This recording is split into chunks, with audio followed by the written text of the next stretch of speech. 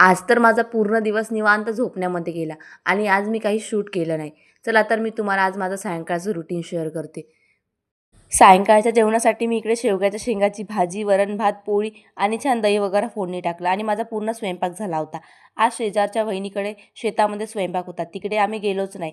त्यामुळे वहिनीनी पण टिफिन आणून दिला आणि आज एवढं सगळं जेवणामध्ये होतं. आणि एवढं सगळं जेवण बघून काय जेवण करायचं आणि काय नाही सुचतच नव्हतं. नंतर जेवण वगैरे करून आम्ही बाहेर फिरायला गेलो आणि माझ्या बाळाला वाटलं की आई खूप जास्त जेवली. त्यामुळे हा मला त्याच्यामागे पळवायला लावत होता.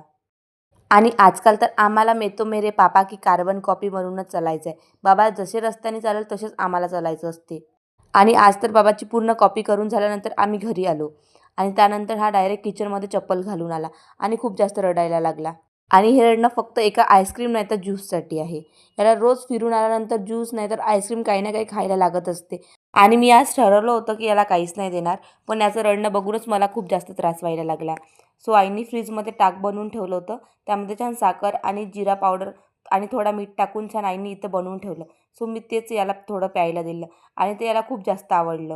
आणि माझा नवरा मला इकडे बोलते की "तुझे नखरे कमी होते का? याला पण तुझ्यासारखं बनवलं." आता मला खरंच विचार येते की हा सेम माझ्यासारखा बनला तर माझ्या नवऱ्याच्या डोक्याला केस राहते की नाही राहत काय माहीत.